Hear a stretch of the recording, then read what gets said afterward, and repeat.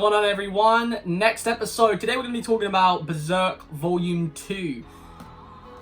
This comes with so much more. This volume comes with so much more information, so much more story. I was right about the last episode that the next volume was really going to set up the story going ahead. So, if you missed the first episode of my little series that I'm doing, I basically described that the first volume was really good, it was great, but it was more of setting boundaries. It set up who Guts was, it set up who Puck was, it set up who the villains were, in a way, you know, kind of that these villains are these mythical beasts that, you know, we're in this world of mythical kind of shit. It set up the locations, it set up the time period, I guess. But this one really starts to dive into the story, so let's just jump into it. The first volume ended on some old guy. I can't really remember the guy's name, but he's this really creepy looking old dude. Half his face is like chewed off. He hasn't got legs anymore, so he uses like these little wooden stubs to move. And he saves Guts. He brings him down to his little lair, and he shows him a Behelit that he has, that he basically got from the king. We get to see a little bit of what the Behelit is, not fully, but you know, we've kind of gotten a sense of what it is. It's it's a key that enters into this demon world. You know, Guts describes about the God Hand, and I think that's what they're called anyway. Yeah, they're called the God Hand, and it's an awesome pick right here.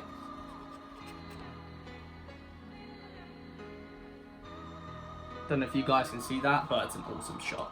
And we've got 5 members. So I'm going to be reading it, by the way, because obviously these certain details I'm aware of. Like I mentioned in the last episode, I've watched the 90s TV show, the 90s anime. So I'm kind of aware of who these characters are.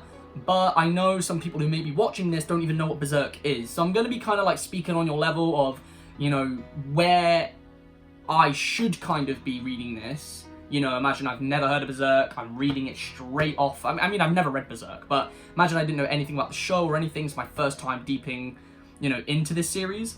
I'm going to kind of go on that level. And Guts looked pissed, to say the least. And we've got a little shot down there of Puck and the guy.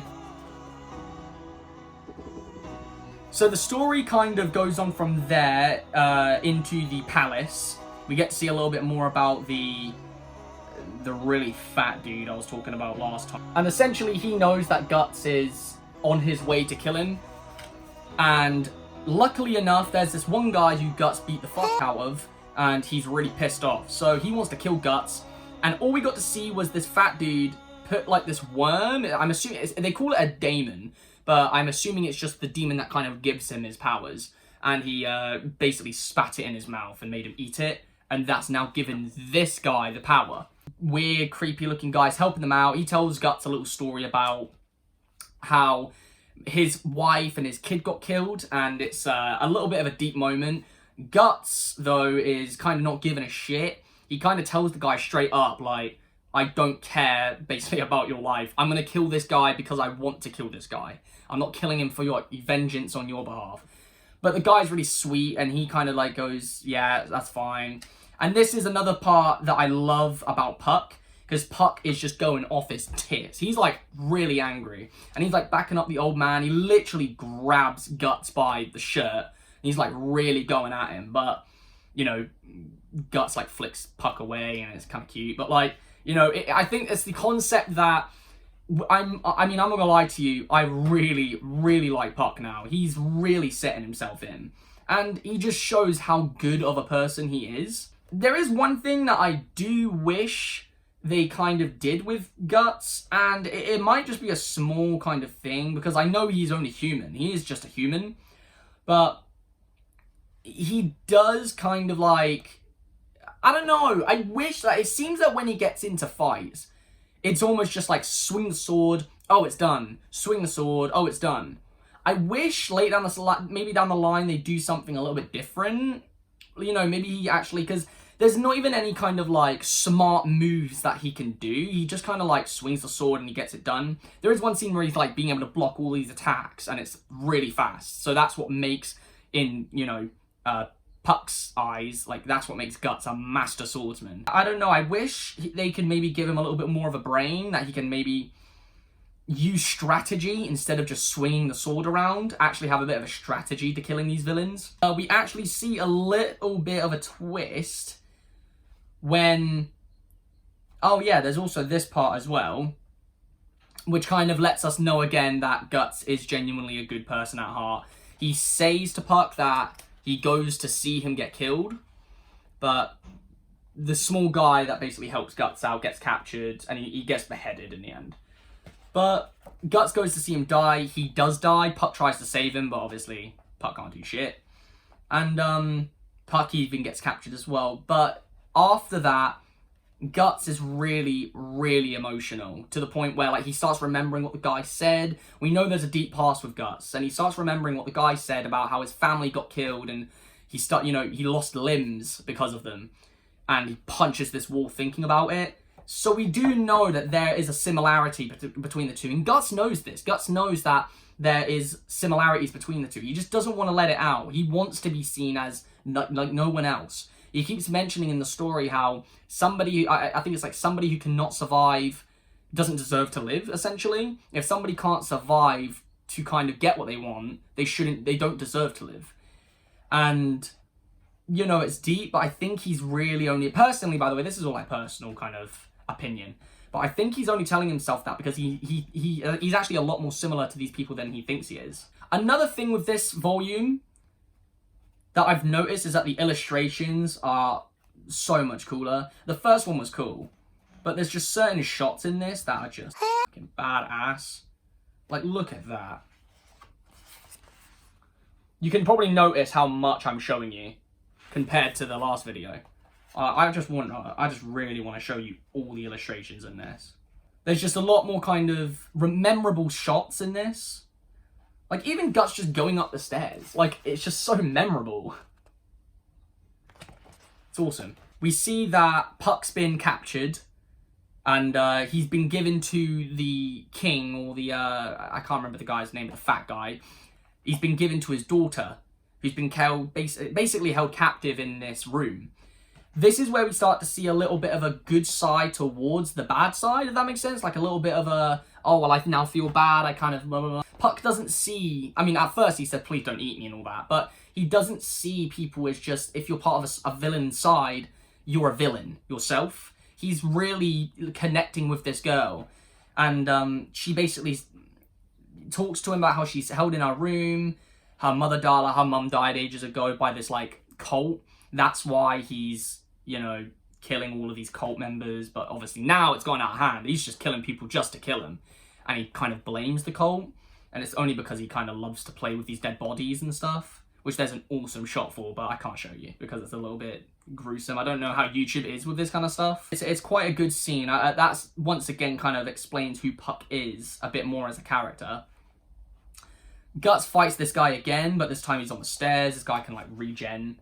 This is like I was saying earlier, I kind of wish he had a bit more of a brain to him. And there's also, I've noticed that he gets hit a lot and kind of just gets up and does his thing. Like, I don't know, I wish there was more, that's what I'm talking about. I wish there was more strategy behind what he's doing. Because he kind of just gets beat. He's like, oh, now you're beat. No, he's not beat. He's alive, I guess, and he just swings his sword and that's it. It's like, bro, like, come on. But apart from that, like, the action is badass. It's really cool. By the end of it, Guts finally makes his way to the top, and he finds the guy who's been hiding from him, the big fat dude. He kills all of these huntsmen. This is another shot where we finally get to see how strong Guts is as a character. We know he's strong. We've seen him fight these villains and monsters. I mean, damn, like, the first shot of the first volume is literally him, like, beating them Doonies down, and then he's just like, it's a demon, and he just kills it, and he's off on his way. Like, it sets up pretty early on that he's a badass in that way. But, you know, we do get to see another shot where no matter how many people are just going his way, he's making sure that he's pushing through. And that's another thing that I start to think about, is that he sets up these certain rules in his head about if you can't fight to what you want, then you don't deserve to live. I feel like he almost tells himself that to keep him pushing, in the sense that if he doesn't fight hard enough, if he doesn't win, then he didn't deserve He doesn't deserve to get the people that he wants to kill. He doesn't deserve his revenge. And I think that almost pushes him a little bit further throughout all of his bloodlust and anger and sadness to finally be able to do what he's there to do. We see the guy fighting Guts. There's like a whole battle sequence. We get to see how powerful this dude really is. It finishes off with the fight. And this is at the end where I'm talking about Guts having a bit more of a brain. Because I'll just show you it first. So this is how powerful this dude is. He's like a big dude. And he's in a fight with Guts. Guts kind of realizes he's gonna be, beaten the shit out of. He sees the old guy from earlier, and he puts his cape on him and hides him behind a pillar. The big this big slug dude thinks that's Guts, smashes it down, realizes it's not. Guts comes from around behind. That's what I'm talking about with his smartness. I want to see a lot more of that. I haven't seen that throughout any of them. I'm only on the second volume, so it might be a continuous thing, and I really hope it is. But I'm really, really glad we got to see a bit of brains on Guts, in the sense that he's not actually strong enough to fight these people.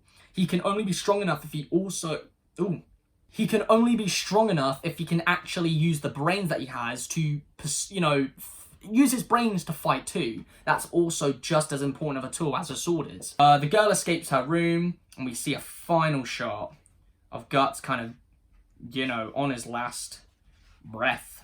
He's been beaten the hell out of. And the guy basically just says, yeah, I'm gonna kill you, bro. And that's where this volume ends. So, unlike the last volume, which ends on kind of a, not a happy note, but Guts, kind of gets what he wants. We get to see a little bit of the Behelit, and he's just a badass throughout the whole volume. This one ends on a very bad note. Personally, I don't think Guts is gonna die. I mean, considering I think there's 40 volumes. So I don't think he's dying anytime soon in this, but I mean, getting that thumbnail. That's my review on Volume 2 of Berserk. If you guys want to read Berserk, definitely go and do it, because I think it's a lot more interesting than listening to me talk about it. But, review's a review. You can come by and get my opinion anytime you want. If you guys liked it, make sure to subscribe, turn your notifications on so you can get these videos whenever they come out. And make sure you have a delightful day.